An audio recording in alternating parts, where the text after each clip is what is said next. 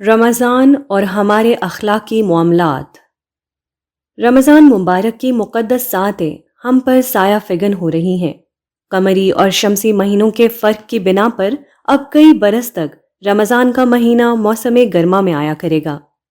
تاہم ایک طویل عرصے سے کی جانے والی مذہبی سرگرمیوں کے نتیجے میں مسلمان عبادات کے بارے میں اب کافی حساس ہو گئے ہیں۔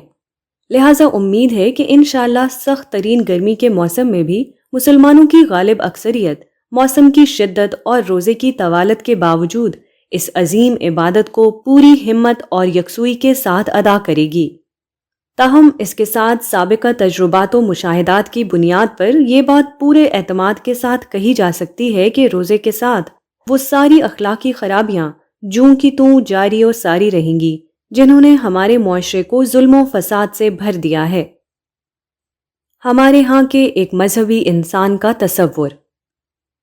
اس کی وجہ یہ ہے کہ ہمارے ہاں مذہبی انسان کا جو تصور ہے وہ کچھ ظاہری چیزوں اور عبادات کے ظاہری ڈھانچے تک محدود ہے۔ عبادات بلا شبہ دین کا اہم ترین اور بنیادی دینی مطالبہ ہے، لیکن جس طرح قلبی ایمان کے بغیر کلمہ پڑھ لینا ایک بے فائدہ عمل ہے، اسی طرح اپنی اصل روح کے بغیر یہ عبادات حقیقی فائدہ نہیں دے سکتی۔ یہ بات کوئی ہم نہیں کہہ رہے، دین دینے والی ہستی نے اس حقیقت کو مختلف پہلوؤں سے کھولا ہے۔ خود روزے کے حوالے سے نبی کریم صلی اللہ علیہ وسلم نے ارشاد فرمایا، جس شخص نے روزہ رکھ کر جھوٹ بولنا اور جھوٹ پر عمل کرنا نہیں چھوڑا تو اللہ کو اس کی کوئی حاجت نہیں کہ وہ اپنا کھانا پینا چھوڑ دے۔ صحیح بخاری رقم 1804۔ یہ روایت صاف بیان کرتی ہے کہ روزہ اطاعت کی جس اسپرٹ اور تقویٰ کے جس مقصد کے لیے رکھا جاتا ہے، وہ مقصد اگر پورا نہیں کیا جا رہا تو پھر صرف بھوکا پیاسا رہنا وہ عمل نہیں جو اللہ تعالیٰ کو اپنے بندوں سے مقصود ہو۔ قرآن کا مطلوب انسان۔ مزید یہ کہ عبادات کے ساتھ دین کے بہت سے اہم اخلاقی مطالبات ہیں جن سے پورا قرآن بھرا ہوا ہے۔ ان میں سے چند اہم مقامات کو میں نے اپنی کتاب قرآن کا مطلوب انسان میں جمع کر دیا ہے۔ قرآن کریم کے مطالعے سے یہ بات بالکل واضح ہے کہ دین آخرت کی نجات اور دنیا میں اعلیٰ شخصیت کے پیدا ہونے کی ضمانت انہی مطالبات کی بنا پر دیتا ہے۔ ان کو نظر انداز کر کے کوئی شخص کبھی بھی حقیقی دیندار نہیں بن سکتا۔ نہ ان کے بغیر آخرت کی فلاح ممکن ہے، نہ دنیا ہی میں اعلیٰ انسان پیدا ہو سکتے ہیں جو کسی معاشرے کو عدل و انصاف اور نتیجے کے طور پر اللہ کی رحمتوں سے بھر دیتے ہیں۔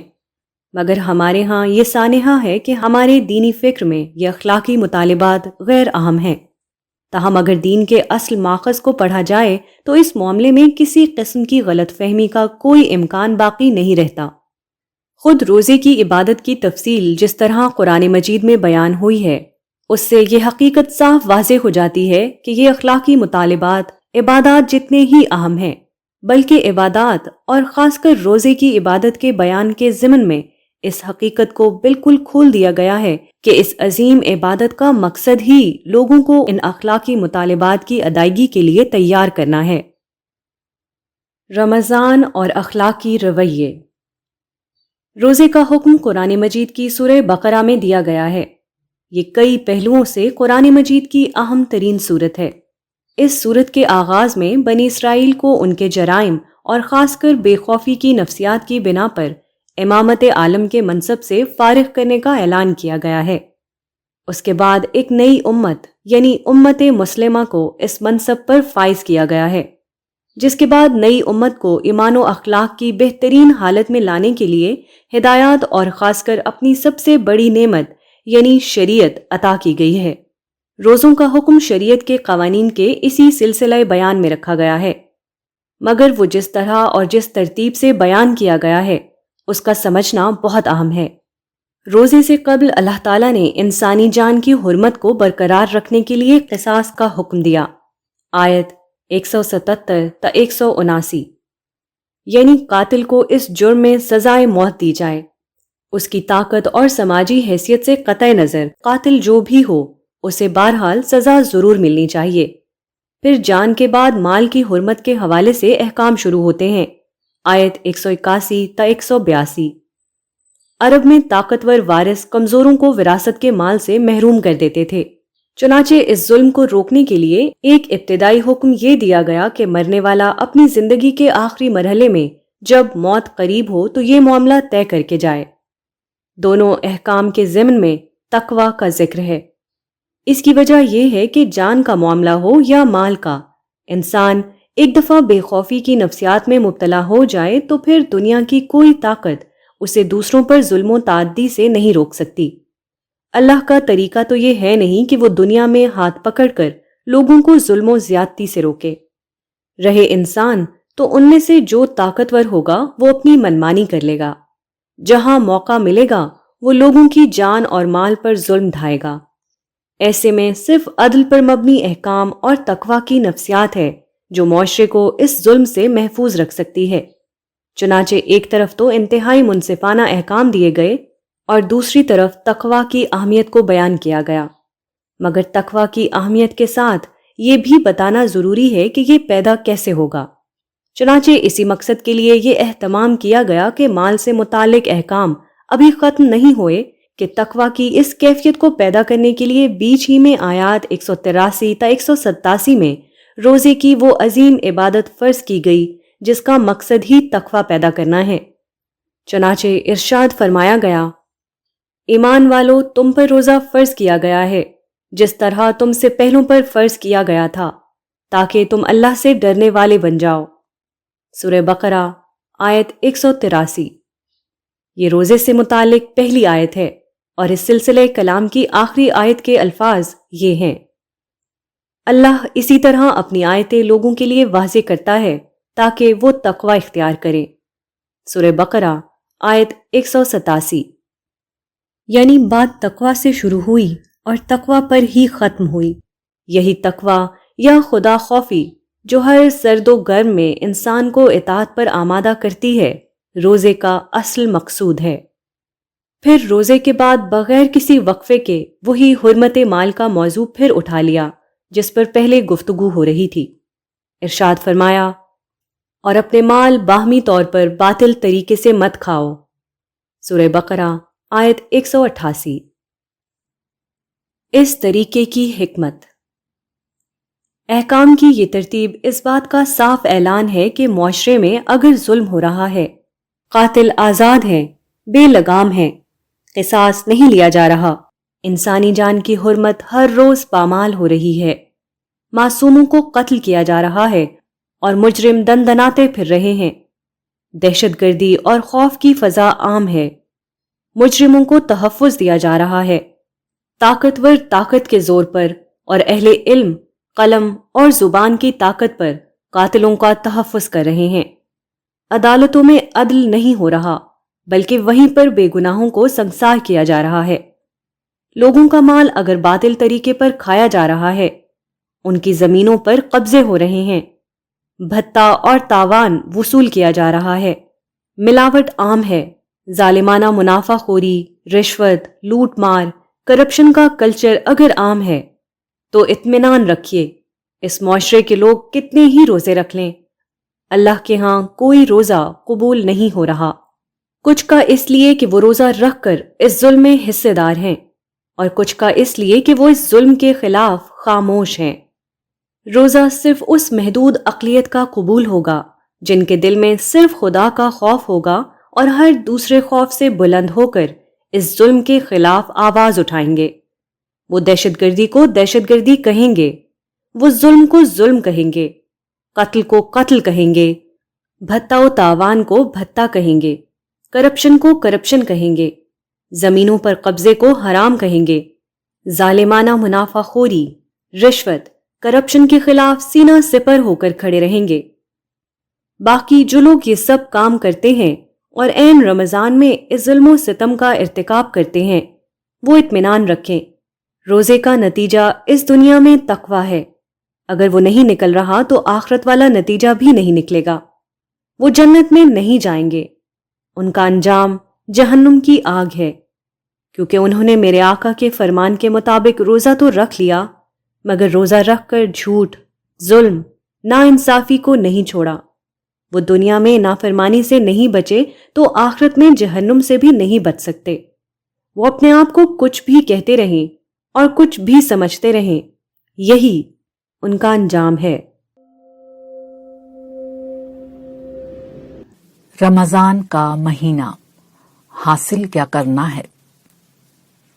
رمضان قمری تقویم کا نواں مہینہ ہے۔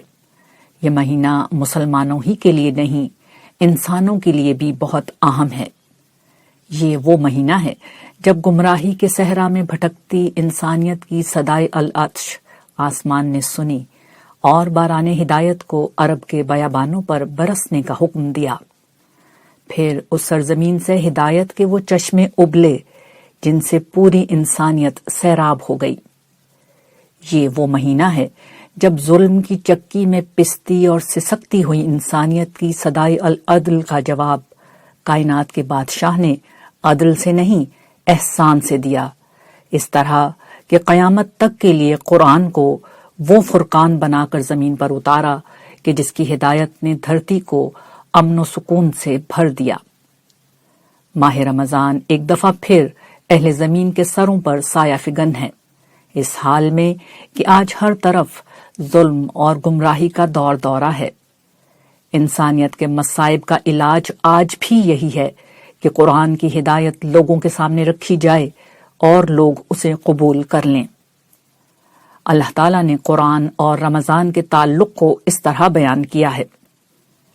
رمضان کا مہینہ ہے جس میں قرآن نازل کیا گیا لوگوں کے لیے رہنما بنا کر اور نہایت واضح دلیلوں کی صورت میں، جو اپنی نوعیت کے لحاظ سے سراسر ہدایت بھی ہیں اور حق و باطل کا فیصلہ بھی۔ سورۃ البقرہ۔ قرآن کی ہدایت کیا ہے؟ اگر اسے ایک جملے میں بیان کیا جائے تو یہ انسانوں کو اس مسئلے سے آگاہ کرنے آیا ہے جو انہیں ان کی موت کے بعد درپیش ہوگا، یعنی ان کے مالک کے حضور پیشی کا مسئلہ، اپنے اعمال کی جواب دہی کا مسئلہ، جنت سے محرومی اور جہنم کی آگ کا مسئلہ، ابدی ذلت یا دائمی عیش کا مسئلہ۔ مگر بڑی عجیب بات ہے کہ یہ ہدایت جس کا تعلق دنیا سے نہیں آخرت سے ہے، زندگی سے نہیں موت سے ہے، انسانوں کی زندگی اور ان کی دنیا کے سارے مسائل کا واحد ممکنہ حل ہے۔ اس دنیا میں انسان کا اصل مسئلہ کیا ہے؟ یہ کہ وہ ایک فانی دنیا میں ابدی قیام کے اسباب ڈھونڈتا ہے، یہ کہ وہ ایک سرائے میں رہ کر کسی دائمی مستقر کے آرام ڈھونڈتا ہے۔ اقبال نے جو بات فرنگ کے لیے کہی تھی وہ ہر فرزند زمین کے بارے میں درست ہے۔ ڈھونڈ رہا ہے فرنگ عیش جہاں کا دوام، وائے تمنائے خام، وائے تمنائے خام۔ اس عیش اور آرام کی تلاش میں انسان خدا اور آخرت کو بھول جاتا ہے۔ وہ فانی دنیا کو اپنا مقصد بناتا اور ہر اخلاقی قدر کو فراموش کر دیتا ہے۔ نتیجہ یہ نکلتا ہے کہ انسان نوع انسان کا شکاری بن جاتا ہے۔ پھر ظلم اور گمراہی کی وہ ساری اقسام وجود میں آتی ہیں جن سے بحر و بر میں فساد پھیل جاتا ہے۔ انسانوں کی جان، مال، عزت و آبرو انہی جیسے انسانوں کے ہاتھوں پامال ہوتی ہے۔ انسان کا اخلاقی وجود اس کی حیوانی خواہشات کے سامنے ڈھیر ہو جاتا ہے۔ اس صورتحال کا واحد حل وہ قرآنی ہدایت ہے جو پوری قوت کے ساتھ قیامت کے ہولناک زلزلے سے انسانوں کو ڈراتی ہے۔ وہ اس روز سے انسانوں کو خبردار کرتی ہے جب زمین کوٹ کوٹ کر برابر کر دی جائے گی اور حسن و زینت کے تمام آثار مٹا کر زمین ایک چٹیل میدان بنا دی جائے گی۔ وہ دن کہ جب لوگ اپنے سوا ہر چیز کو بھول جائیں گے۔ اے لوگو، اپنے رب سے ڈرو، بے شک قیامت کی ہلچل بڑی ہی ہولناک چیز ہے۔ جس دن تم اسے دیکھو گے اس دن ہر دودھ پلانے والی اپنے دودھ پیتے بچے کو بھول جائے گی اور ہر حاملہ اپنا حمل ڈال دے گی، اور تم لوگوں کو مدہوش دیکھو گے، حالانکہ وہ مدہوش نہیں ہوں گے، بلکہ اللہ کا عذاب ہے ہی بڑی ہولناک چیز۔ سورۃ الحج۔ جو لوگ قرآن کی اس پکار پر توجہ دیتے ہیں اور آخرت کی کامیابی کو اپنی منزل بنا لیتے ہیں، قرآن ان کے سامنے ایک واضح نصب العین رکھتا ہے۔ فرمایا، بے شک فلاح پا گیا وہ شخص جس نے پاکیزگی اختیار کی، سورۃ الاعلیٰ۔ اور نفس گواہی دیتا ہے، اور جیسا اسے سنوارا، پھر اس کی نیکی اور بدی اسے سجھا دی کہ فلاح پا گیا وہ جس نے اس کو پاک کیا، اور نامراد ہوا وہ جس نے اسے آلودہ کیا، سورۃ الشمس۔ یہ آیات کھول کھول کر بتاتی ہیں کہ آخرت کی کامیابی کا تمام تر انحصار اس بات پر ہے کہ انسان اس دنیا میں اپنا تزکیہ کرتا ہے یا نہیں۔ یہ تزکیہ رہبانیت جیسی کوئی چیز نہیں، بلکہ ایمان و اخلاق کی آلائشوں سے خود کو بچانے کا عمل ہے۔ ان آیات سے یہ بات بھی واضح ہوتی ہے کہ نفس انسانی میں خیر و شر کا پورا شعور شروع دن ہی سے موجود ہے، اور اسی علم کی بنیاد پر انسان یہ جانتا ہے کہ اسے اپنے آپ کو کن آلائشوں سے بچانا اور کن چیزوں کو اختیار کرنا ہے۔ یہ حقیقت ہے کہ دنیا میں انسان اخلاق سے عاری نہیں، بلکہ فطرت کا عطا کردہ پاکیزہ لباس پہن کر آتا ہے۔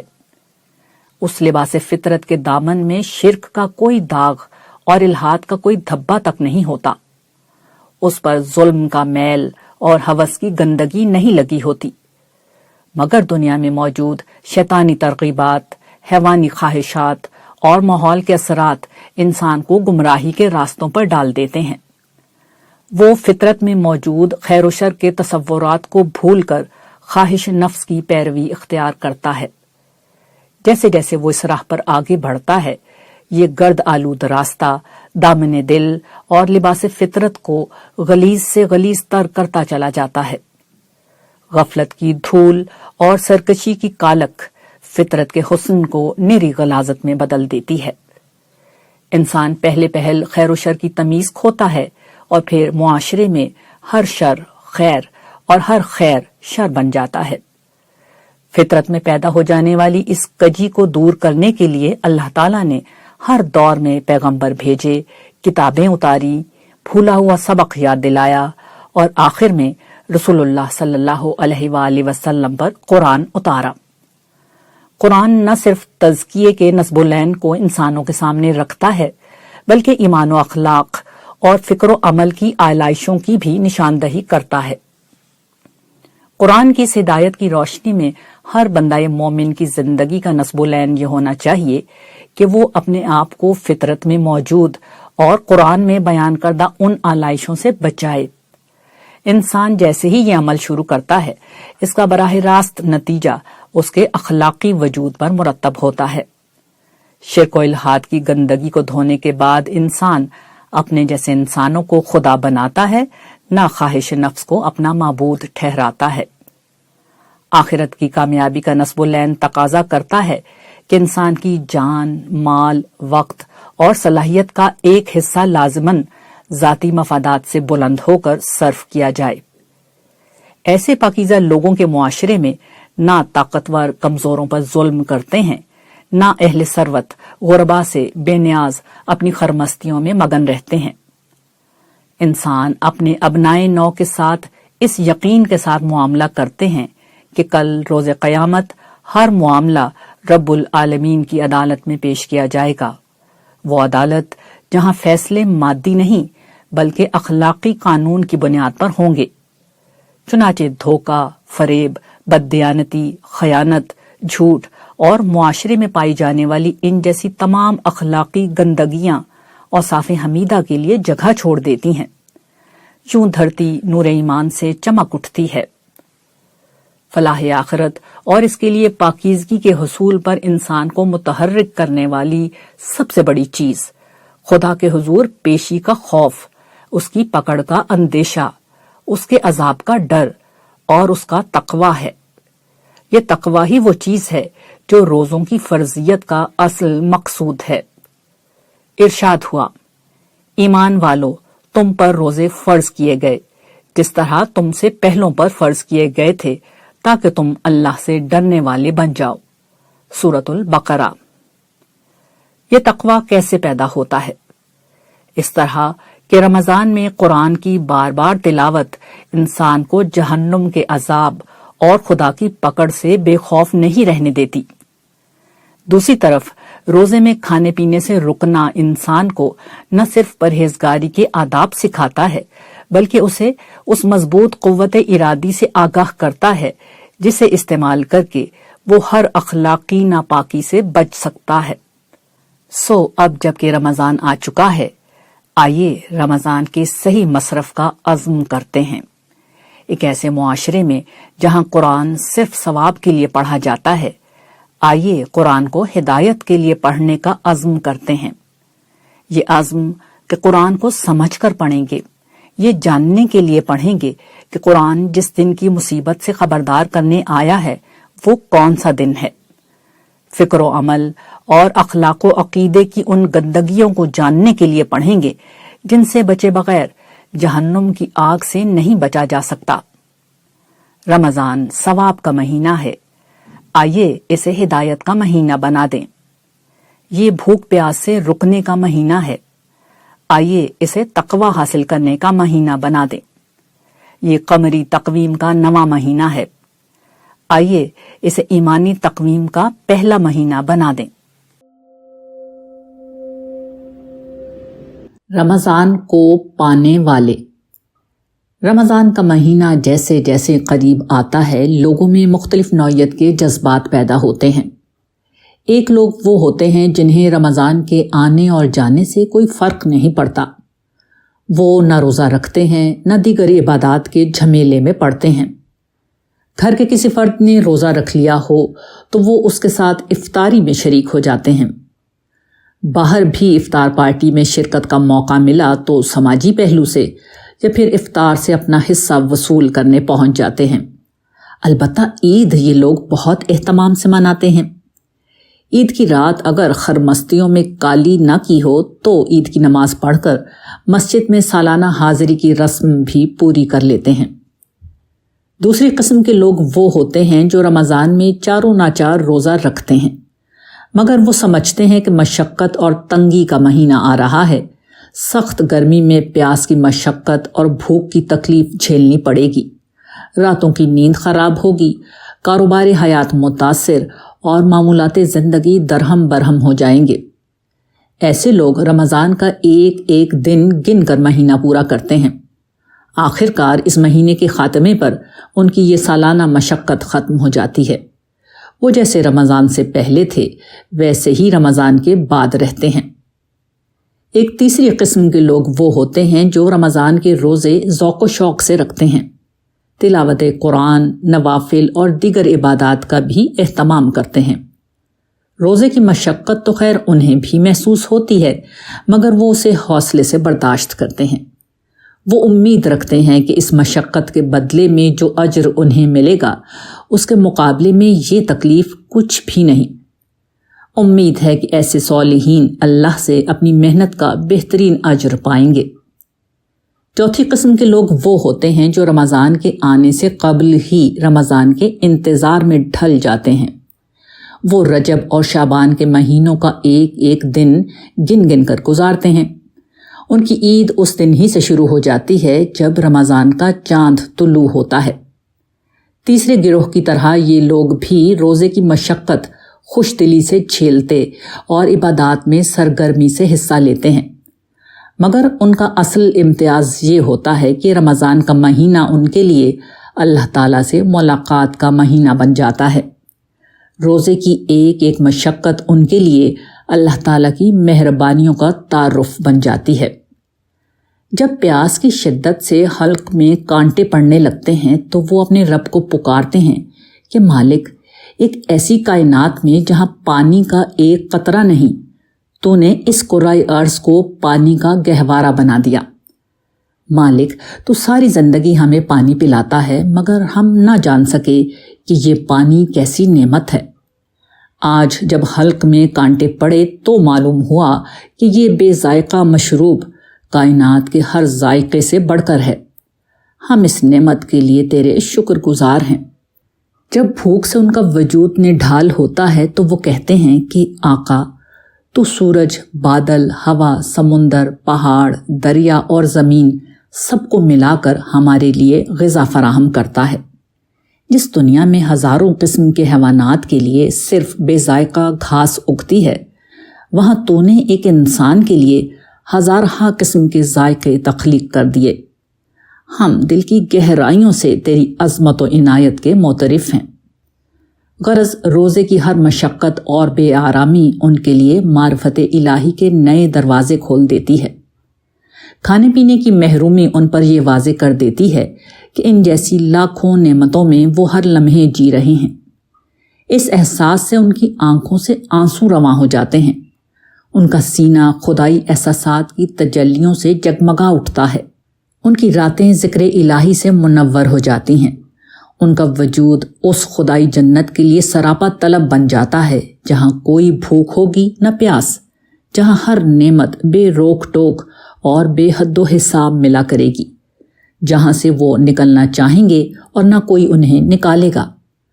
وہ اس جہنم کے تصور سے لرز جاتے ہیں جہاں محرومی کی ہر ممکنہ شکل جمع کر دی جائے گی، جہاں خدا کے مجرم، سرکش اور غافل ابد تک خود پر پچھتاووں کی سنگباری کرتے رہیں گے کہ کیسا عظیم موقع انہوں نے گنوا دیا، جہاں وہ ہمیشہ ندامت کے اشکوں کے سیلاب بہاتے رہیں گے کہ انہوں نے کیسے مہربان رب کو پایا اور کس بے دردی سے اسے بھلا دیا۔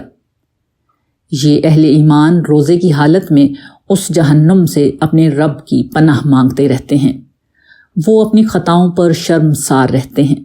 وہ سراپا احتساب بن کر اپنی سیرت و کردار کا جائزہ لیتے ہیں۔ وہ عمل صالح کی ہر شکل کو اپنے وجود کا حصہ بنانے کا عزم کرتے ہیں۔ وہ معصیت کی ہر قسم کو زہریلا سانپ سمجھ کر اس سے بھاگنے کی کوشش کرتے ہیں۔ یہی وہ لوگ ہیں جنہوں نے رمضان میں اپنے رب سے ملاقات کر لی۔ یہی وہ لوگ ہیں جنہوں نے جان لیا کہ اللہ معبود حقیقی بھی ہے اور منعم حقیقی بھی، کہ ہے ذات واحد عبادت کے لائق، زبان اور دل کی شہادت کے لائق، اسی کے فرما اطاعت کے لائق، اسی کی ہے سرکار خدمت کے لائق۔ لگاؤ تو لو اس سے اپنی لگاؤ، جھکاؤ تو سر اس کے آگے جھکاؤ۔ خدا کو اسی طرح پانے والے در حقیقت رمضان کو پانے والے ہیں۔ یہی مقربین ہیں، دنیا میں بھی اور آخرت میں بھی۔